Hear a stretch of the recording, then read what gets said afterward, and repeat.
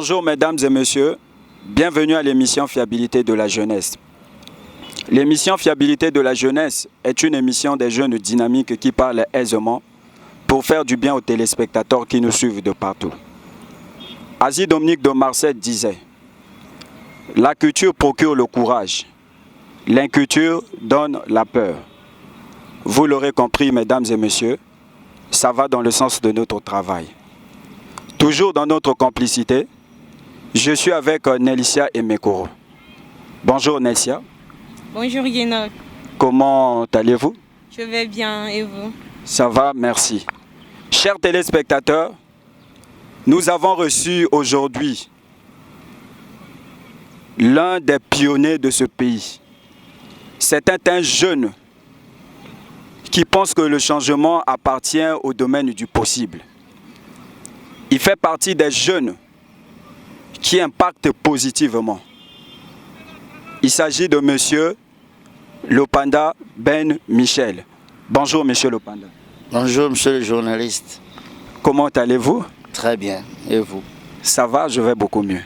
Monsieur Lopanda, c'est pour une première fois que vous passez à l'émission Fiabilité de la jeunesse.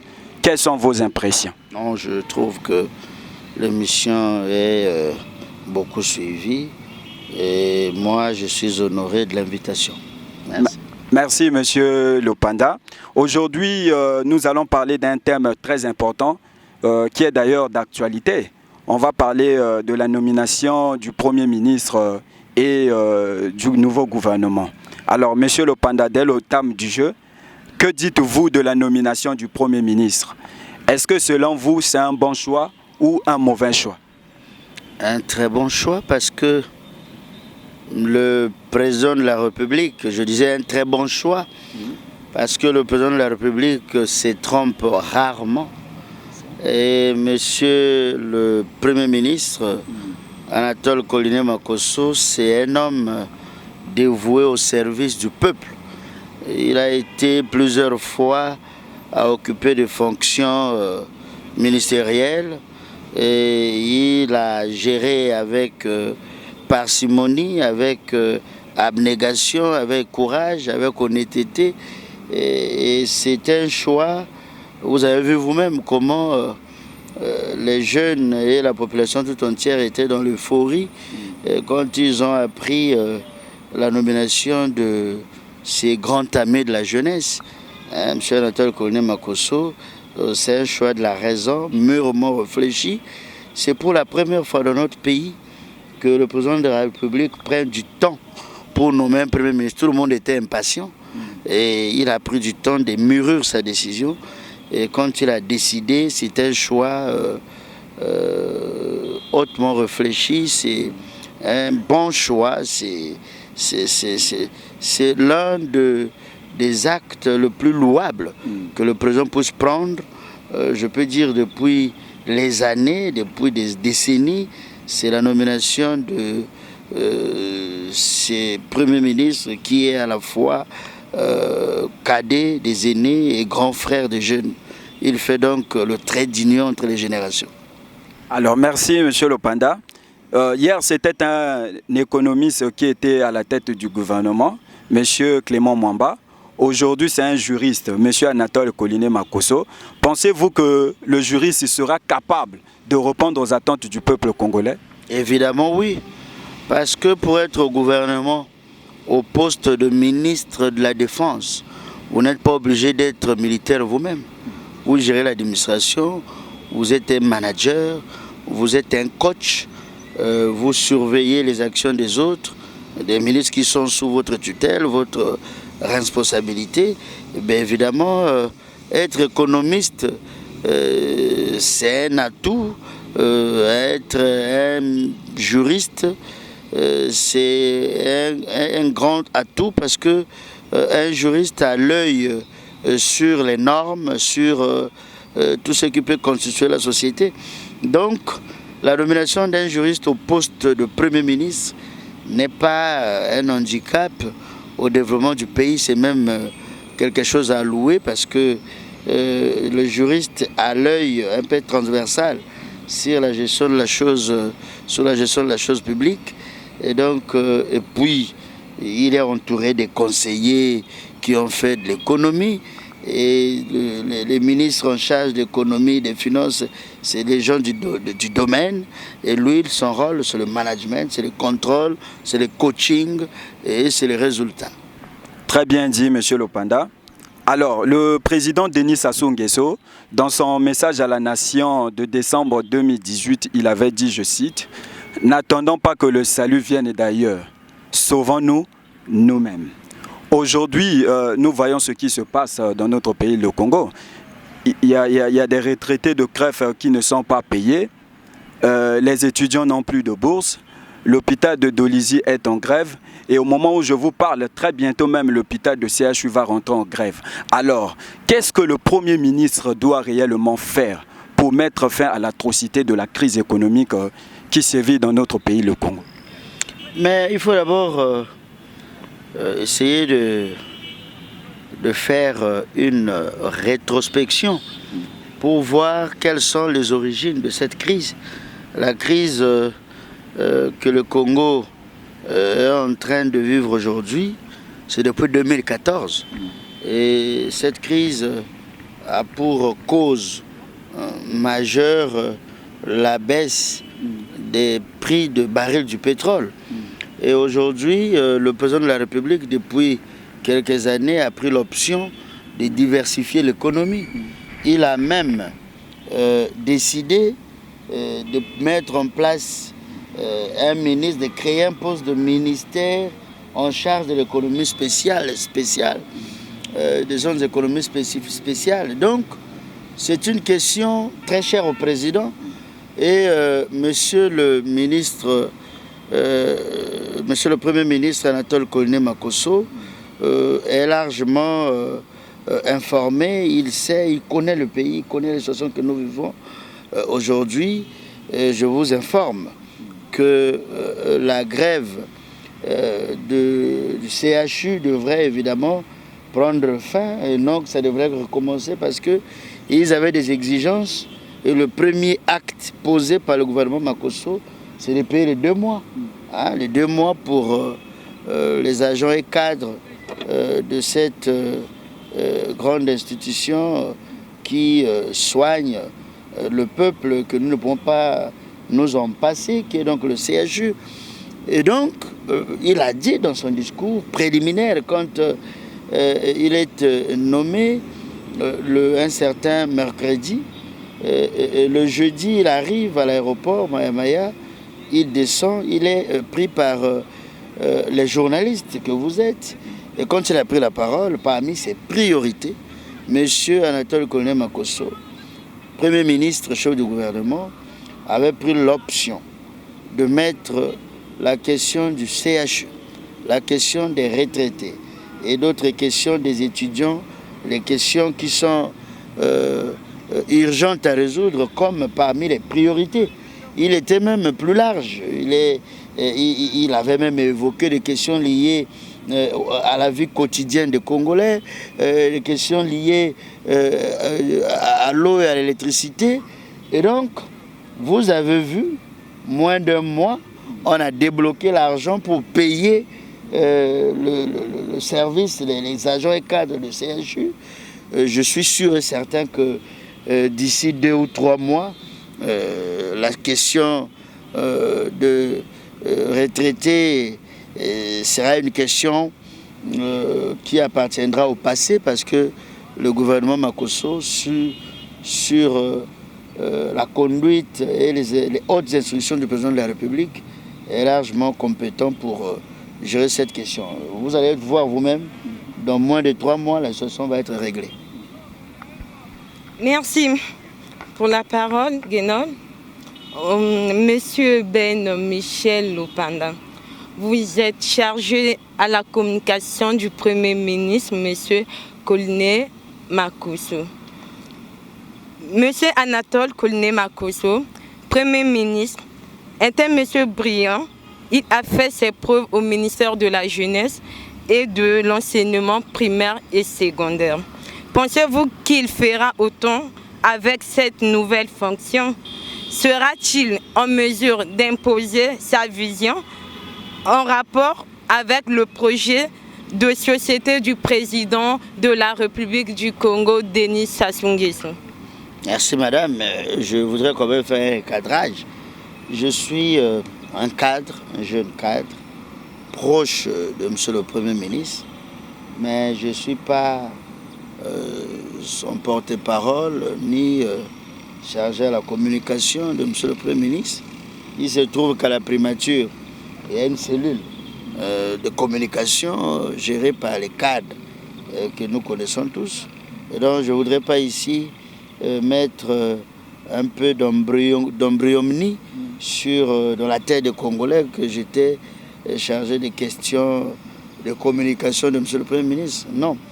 Mais évidemment, madame, évidemment, le Premier ministre Anatole Colonel Makosso va gérer la primature et ses gouvernements avec brio, professionnalisme et maestria.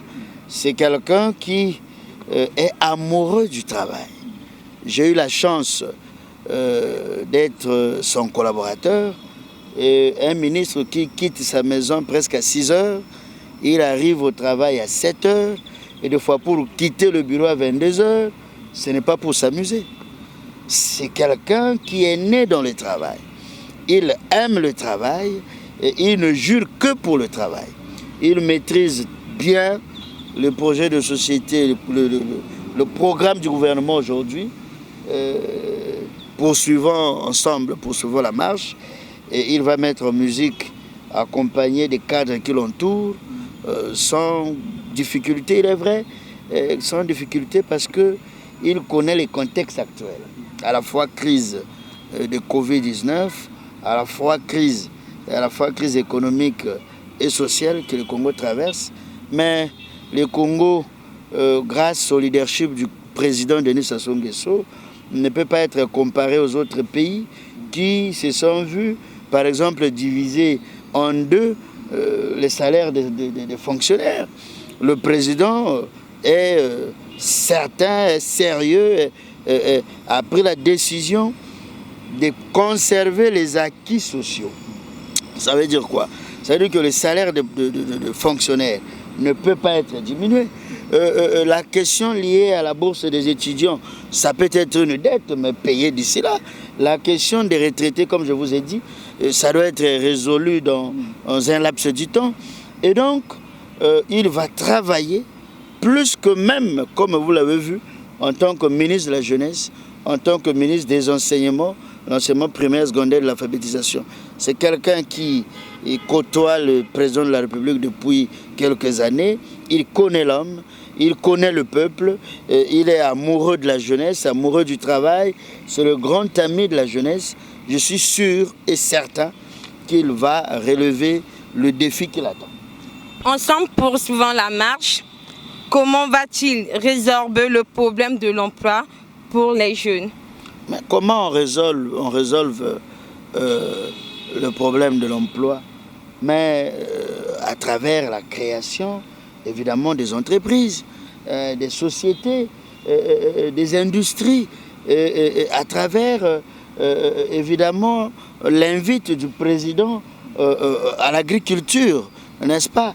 Les jeunes doivent ne plus s'intéresser à la fonction publique parce que la fonction publique ne peut pas rendre quelqu'un riche. La fonction publique vous permet tout simplement d'avoir de quoi manger le matin, le soir, de payer votre petit logement. Mais le jeune, le président a dit, retournons à la terre pour faire la culture, pour cultiver, pour faire l'agriculture, pour faire l'élevage, pour faire la pisciculture. Évidemment, c'est en cela que le Premier ministre et son gouvernement vont résoudre le problème de l'employabilité d'abord des jeunes qui se posent avec acuité. Et ça, c'est la première préoccupation que le gouvernement Makosso est censé résoudre. C'est par l'entremise évidemment de la terre, par l'entremise des entreprises qui seront créées. Prenons l'exemple de manioc. Il faut avoir un champ. Le président a promis les tracteurs. Le président a promis, le gouvernement va le faire, je suis certain, le fonds de soutien à l'agriculture. Eh bien, avec ces outils, aujourd'hui, le jeune peut avoir le manioc. Mais le manioc que nous mangeons peut être transformé en industrie, madame.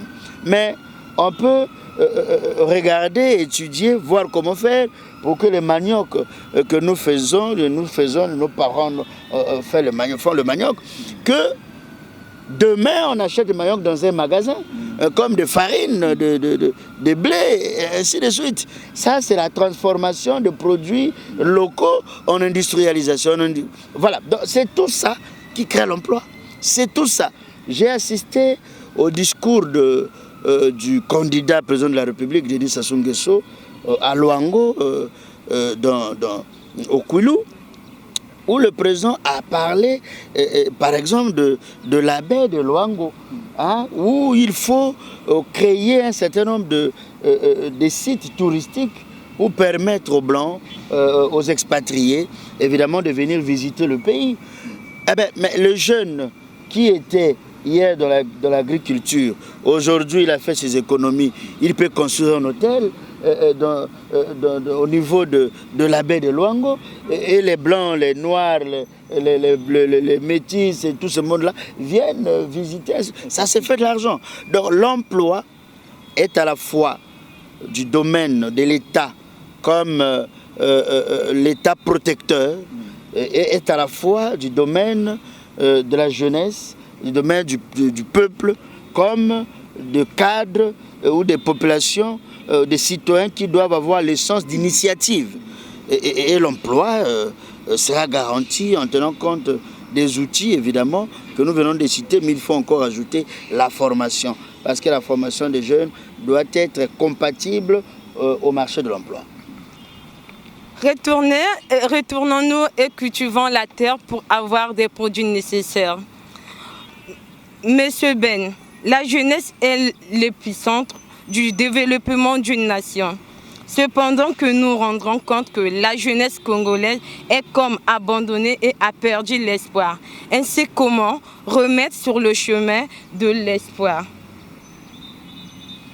Bon, mais ce qui fait que, évidemment, la jeunesse perd un peu l'espoir, c'est son lendemain. Après avoir fini les études, le jeune se pose la question, comment sera demain? J'aurai l'emploi où et quand? Est-ce que l'emploi que j'aurai me permettra de vivre aisément? Comment je dois me marier? Comment je dois fonder ma famille? Mais les réponses que nous venons de donner tantôt donnent une solution large à cette question, puisque une fois nous prenons conscience de cultiver la terre, une fois nous prenons conscience d'avoir le sens d'initiative, une fois l'État nous aide à avoir les entreprises ici, et à avoir les sociétés, à avoir les industries ici, eh bien, le jeune n'aura plus à s'inquiéter du lendemain. Évidemment, certains jeunes sont sans repère aujourd'hui et se livrent à des comportements nauséabonds, à des comportements peu recommandables. Mais cela ne reflète pas l'ensemble de la jeunesse congolaise. C'est une fine minorité qui se comporte ainsi, mais je crois qu'avec l'avènement des emplois et tout, la tendance va changer. Donc la jeunesse d'aujourd'hui est censée s'éduquer, bien se comporter en responsable, avoir le sens d'initiative et gérer, parce que la jeunesse, demain, c'est nous qui allons remplacer les aînés. Demain, c'est nous qui allons remplacer les aînés. Monsieur Lopanda, la nomination de l'honorable Saï a créé une malaise au sein de l'UPADES. On a vu des déclarations venant de Tati Mabiala, venant de Jérémy Lissouba et d'autres même cadres du parti qui ont fait des déclarations pour contredire l'honorable Saï. Alors, selon vous, est-ce que la nomination de l'honorable Saï est une trahison pour l'opposition congolaise? Bon, trahison, non, je ne veux pas honnêtement aller dans cette logique. Parce que moi, je suis membre d'un parti politique qui s'appelle Parti congolais du travail. Et nous avons une discipline que nous observons. Mais au-delà de ce que nous pouvons avoir comme ligne du parti, comme instruction, mais il y a aussi le sens patriotique qui coule dans nos sangs, dans nos veines. Le président de la République a fait du Congo le bien de tout le monde. Et il ne peut pas et ne veut pas gérer le pays sans les fils du pays venant de tous bords. Et l'honorable Saï, aujourd'hui ministre de l'énergie et de l'hydraulique, je crois, si j'ai une bonne mémoire sur la nomenclature. Et c'est un ministre, c'est un citoyen compétent. J'ai eu la chance d'accompagner monsieur le Premier ministre aujourd'hui, ministre hier, dans des auditions de commission de l'Assemblée nationale. Et c'est un député très intelligent, très poignant. Je ne vois pas du mal lorsqu'il est animé par l'esprit patriotique de servir le Congo et que le président de la République et le Premier ministre ne trouvent aucun problème, aucune entrave de le prendre pour gérer le pays, que ce soit un problème d'opposition de la majorité, non. Ce qu'il faut savoir, c'est que le ministre Saï est au service du peuple. Il est citoyen congolais. Il peut donc bénéficier de la confiance du chef de l'État. Et donc, quand il est là-bas au gouvernement, il n'est pas de l'opposition. L'opposition, par essence, c'est un groupe de citoyens qui pensent que la gestion de l'État ne devrait pas être la gestion d'aujourd'hui. C'est ça la définition de l'opposition. Le citoyen ou la citoyenne qui accepte d'intégrer le gouvernement est automatiquement membre de la majorité présidentielle. S'il veut redevenir opposant demain, puisque le peuple jusqu'alors nous a réquisitionnés, ça pose aucun problème. Mais aujourd'hui, on ne peut pas avoir ni l'opposition modérée, ni l'opposition radicale au sein de la majorité présidentielle, moins encore au sein du gouvernement. Donc ils sont tous, l'honorable Saï et d'autres ministres qui sont là-bas, ce sont les membres du gouvernement. Ils appartiennent à la majorité présidentielle qui est présidée aujourd'hui par le camarade Pierre Moussa, secrétaire général du Parti congolais du travail. Monsieur Lopanda, l'opposition déplore du fait que l'honorable Saï n'avait pas consulté son parti avant d'accepter cette nomination. Vous avez dit tout à l'heure que vous êtes dans un parti politique qui est le PCT. Pensez-vous pas que c'était quand même important, avant qu'il accepte cette nomination, qu'il aurait dû d'abord consulter son parti? Mais évidemment, ça devrait... l'honorable Saï est intelligent. Le ministre Saï est intelligent. S'il posait la question, madame, à son parti l'UPADES, que je veux être membre du gouvernement, ça n'allait pas passer. Mais parce que si ça passe, ça veut tout simplement dire que l'UPADES quitte l'opposition pour la majorité présidentielle. Et ce n'est même pas l'honorable Saï qui devrait être ministre. À ce moment-là, on prenait Tati Mabiala, qui est le patron du parti. Tout à fait. Et donc, c'était un choix réfléchi de ne pas demander au parti d'accepter, oui ou non, d'être là, parce que ça allait changer, évidemment, comment on peut appeler ça, l'atmosphère politique congolaise, parce que cette atmosphère devrait... l'atmosphère politique congolaise qui devrait changer évidemment parce que l'UPADES devrait quitter l'opposition pour être à la majorité. Puisque si l'UPADES se prononce, soit en Conseil national, soit dans une autre instance un peu plus vaste que peut-être je ne connais pas leur statut et leur règlement intérieur. Donc l'honorable Saï a fait un choix du patriotisme au-delà du parti politique. Et c'est un choix honorable. Et voyez-vous que le président de la République n'a pas boudé ce choix parce qu'il fait appel à toute personne éprise des questions de paix, de servir le peuple. Le président ne peut pas s'opposer et je souhaite encore à l'honorable, au ministre Saï, bonne chance. Les bonnes chances, que dites-vous, monsieur Lopanda, aux opposants qui disent que cette fois-ci, l'honorable Saï va goûter à la sauce du président Sassou? Le président n'a pas de sauce parce qu'il ne prépare jamais. Il a des services qui préparent. Et alors on peut dire que quand il est à table, est-ce que c'est ça la sauce? Non. L'honorable Saï, c'est un citoyen qui est devenu ministre aujourd'hui. Il sera payé par l'argent du contribuable congolais. C'est ce qui est important. Et donc le président de la République, il est au service de la nation, il est recommandé par le peuple, il est le plus haut employé de l'État. Bon, donc si l'honorable Saï goûte à la sauce du président, le président goûtera à la sauce de qui? Voilà. Donc il n'y a pas de sauce dans ce pays. Il n'y a que le travail et la rémunération. Merci. Alors, monsieur Lopanda, on a également aussi vu la nomination de l'honorable Denis Christelle Sassou Nguesso. Alors, il y a des gens qui ont tenu des propos pour dire que le président de la République a nommé son enfant. Ils ont parlé par-ci, par-là. Ils ont publié cela même dans les réseaux sociaux. Est-ce que la constitution de notre pays interdit à un fils du chef de l'État d'être ministre ou voire même d'occuper d'autres fonctions dans le pays?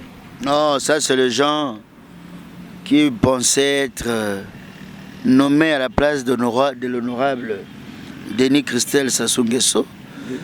C'est un cadre du pays que j'ai eu la chance de travailler avec lui pendant les préparatifs du 5e congrès ordinaire du Parti congolais du travail.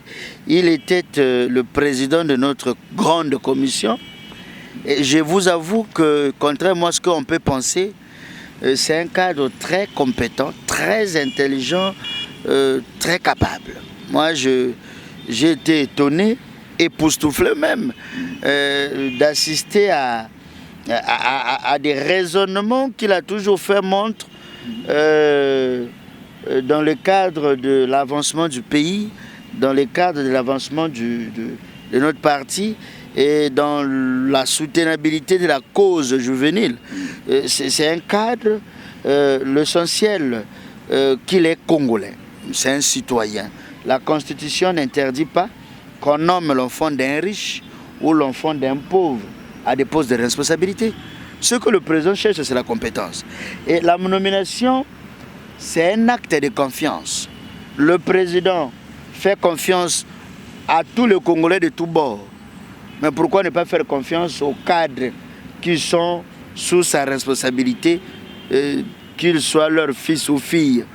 Ça pose aucun souci. Le président pouvait prendre l'enfant ou le fils du Congolais le plus pauvre. Ça pose aucun problème. Hein? Aucun problème. Ça pose aucun problème, oui, monsieur Lopanda. Que dites-vous aux Congolais qui pensent que cette nomination est une préparation à la magistrature suprême? C'est les petits esprits. La prophétie est du domaine de spiritualité. L'émission est physique. Je ne veux pas ici faire des prévisions spirituelles parce que je ne suis pas un pasteur, ni un prophète. Si l'honorable, aujourd'hui ministre, Denis Christelle Sassou Nguesso, a les ambitions d'être président de la République demain, c'est légitime. C'est légitime, non? Mais pourquoi l'opposition veut remplacer le président Sassou? On trouve ça légitime. Mais quand quelqu'un qui est autour du président, il soit collaborateur ou fils, a le vouloir ou l'idée d'être président de la République, ça pose problème. Non, le camarade, excusez-moi le terme, le ministre Denis Christelle Sassou Nguesso, c'est un citoyen congolais. Il a le droit, comme tout le monde, d'accéder à tout le poste de responsabilité si les décideurs publics, les décideurs politiques le souhaitent. Moi, j'applaudis.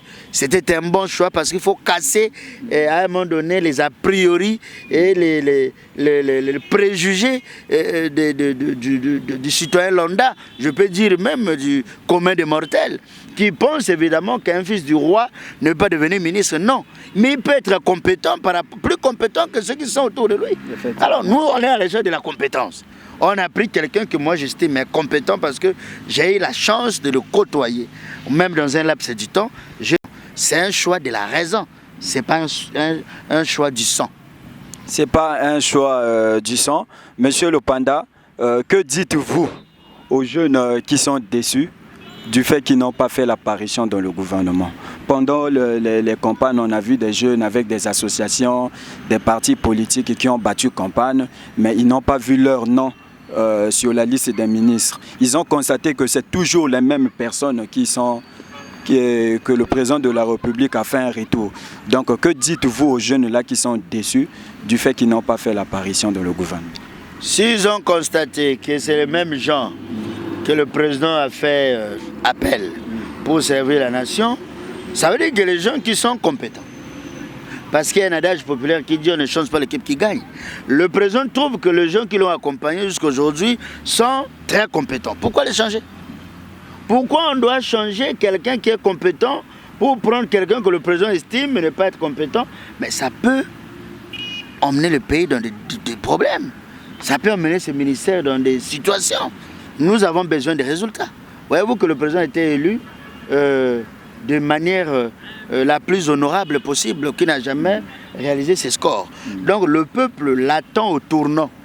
Il a l'obligation de faire le choix des gens que lui-même il a confiance. Et cette confiance est basée sur leurs compétences. C'est un bon choix. Bon, mais les gens qui pensent qu'ils devraient être au gouvernement, même si on faisait l'État gâteau, c'est-à-dire que le président est devenu président, il faut récompenser tout le monde. Mais à ce moment-là, on aurait un gouvernement de combien de ministres? Nous avons 12 départements. Combien de gens l'ont soutenu? Et la stratégie politique adoptée par le camarade Pierre Moussa, avec son équipe au niveau du Parti communiste du travail, n'était pas de mettre le chef de campagne par département. Non, c'était par district. Donc il faut prendre tous les districts que nous pouvons avoir. On allait avoir au moins un gouvernement de plus de 100 personnes, si on prenait seulement les têtes. Maintenant, ceux qui ont travaillé avec eux, non. On ne peut pas servir un chef avec l'idée d'être récompensé au gouvernement. On laisse le chef le choix de voir. C'est lui qui est le, c'est pas le terme existe, le damier. Et nous sommes les pions. Il voit là où il peut mettre une personne et une autre. Mais si vous-même, vous avez des cauchemars déjà d'être ministre, et vous n'êtes pas ministre, vous êtes dessus. Ben moi, la déception est humaine. Hein. On est né pour être dans la joie, être en colère et être déçu. Si on n'est que dans la joie éternellement, le jour où on sera déçu, on aura AVC. Donc c'est une déception relative qui n'est pas absolue, parce qu'ils sont intellectuels, ils savent que le président ne peut pas prendre tous les cadres. C'est pas possible. Et ceux qui sont là, donnons-leur la chance de gérer le pays en toute responsabilité pour le bien de tout le monde. On n'a pas besoin de guerre, on n'a pas besoin de la pauvreté, on n'a pas besoin de grève, on n'a pas besoin de... Nous avons besoin d'un pays prospère, où le citoyen trouve quelque chose à manger sans difficulté, où le citoyen veut aller en voyage, aller chez lui au village, sans problème. On n'a pas besoin des états d'âme, des gens qui viennent pour être au gouvernement. Moi aussi, je peux être ministrable. Mais est-ce que je dois avoir l'idée que parce que j'ai soutenu le président, il faut que je sois ministrable? Non. Ça, c'est des égos, ça, c'est des comportements nauséabonds, ça, c'est des comportements sataniques, ça, c'est des comportements à bannir. Vous servez, c'est comme quelqu'un qui aime un homme ou une femme par intérêt. Je l'aime parce qu'elle est belle, mais le jour où elle va faner. Je l'aime parce qu'il a l'argent. Le jour où il quittera le poste, qu'il trouve l'argent. Il faut aimer le président naturellement parce qu'il travaille bien. On ne peut pas aimer le président parce que comme il a le stylo, il doit signer pour nous mettre dans des postes de responsabilité. Ça, c'est des comportements à bannir. Le pays n'a pas besoin de ça. Vraiment, le pays n'a pas besoin de ça. Monsieur Lopanda, nous sommes arrivés pratiquement à la fin de notre émission. Je pense bien que ce n'est pas une dernière fois qu'on puisse se voir. Prochainement, on se verra encore pour en parler. Alors, je vous pose une dernière question. Quel est le conseil que vous donnez au Premier ministre Anatole Koliné-Makosso ainsi qu'à son gouvernement pour le bon fonctionnement de notre pays? Est-ce que j'ai la qualité de procurer de conseils ou de prodiguer de conseils au camarade Premier ministre, chef du gouvernement, en tant que cadre, je peux dire oui ou non, mais parce que s'il faut lui prodiguer des conseils, j'ai des canaux appropriés que je peux faire pour lui, mais c'est peut-être un rappel. Le Premier ministre est relativement jeune et il est entouré des cadres qui sont relativement vieux. Il va s'imposer en tant que Premier ministre, parce que ce n'est pas pour rien que le président l'a mis là-bas. Il sait, c'est un homme intelligent, c'est un homme compétent, c'est un homme humble, mais être humble, il le sait lui-même, parce que moi j'ai la chance d'être avec lui. Ce n'est pas laisser certains caciques du gouvernement de faire des choses. Non.